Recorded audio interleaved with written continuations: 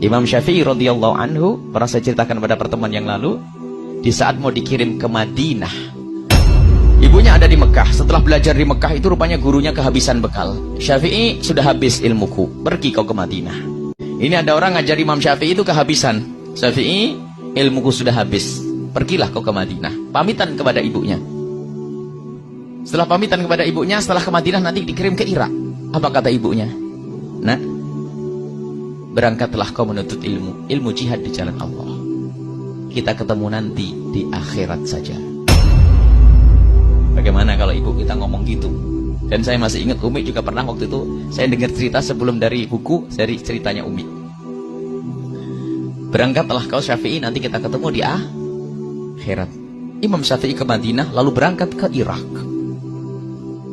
Di Irak tuh Imam Syafi'i bukan setahun 2 tahun, karena takut pulang ke rumah nggak berani, karena belum dipanggil sama ibunya. Belum dipanggil sama ibunya. Di Irak menjadi orang alim besar, sehingga setiap rombongan dari Irak haji, ibunya Imam Syafi'i datang ikut haji juga.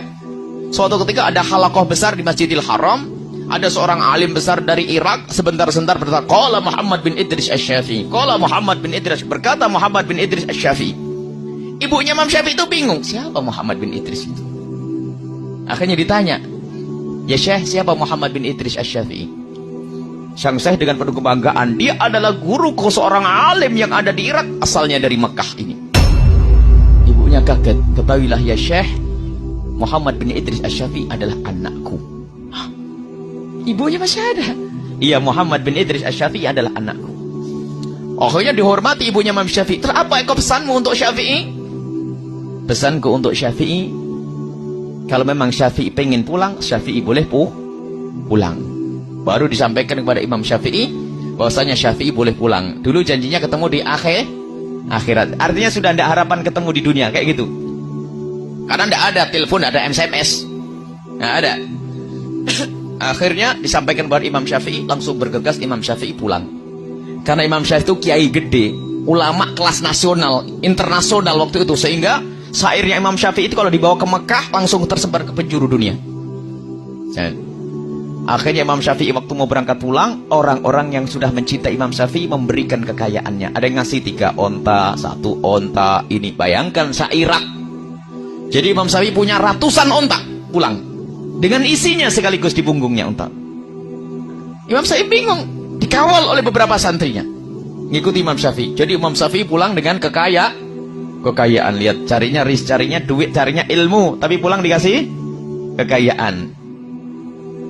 Sampai di batas kota Mekah, Imam Syafi'i menyuruh santrinya untuk mengetuk pintu ibunya agar memberikan kabar bahwasanya Imam Syafi'i sudah dekat. Dan memang begitu disunnahkan, kalau kita mau pulang itu kita memberikan kabar agar yang di rumah mempersiapkan, jangan bikin kejutan. Nah, memberi kabar. Setelah diketuk pintunya, menjawab ibunya, siapa ini? Saya muridnya Syafi'i, Imam Syafi'i. Kenapa? Imam Syafi'i sudah di tapal batas kota Makkah dan dia sudah mau masuk. Ibunya bertanya, Syafi'i bawa apa? Dengan penuh kebanggaan muridnya Imam Syafi'i bercerita, Imam Syafi'i membawa ratusan onta.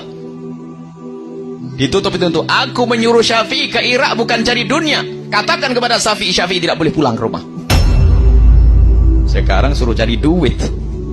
Anaknya jadikan sapi perah cari duit. Sekarang ini kalau nggak bawa duit suruh pulang, balik ini. Ini bawa onta banyak, marah ibunya. Aku nyuruh Syafi'i ke Irak bukan cari duit, bukan cari onta. Akhirnya sampaikan Imam Syafi'i, gemeteran dia nyampaikan, ya Imam Syafi'i, ibumu marah. Kenapa?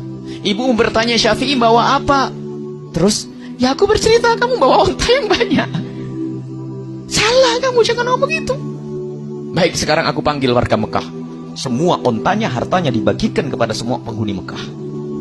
Yang ada hanya kitab saja.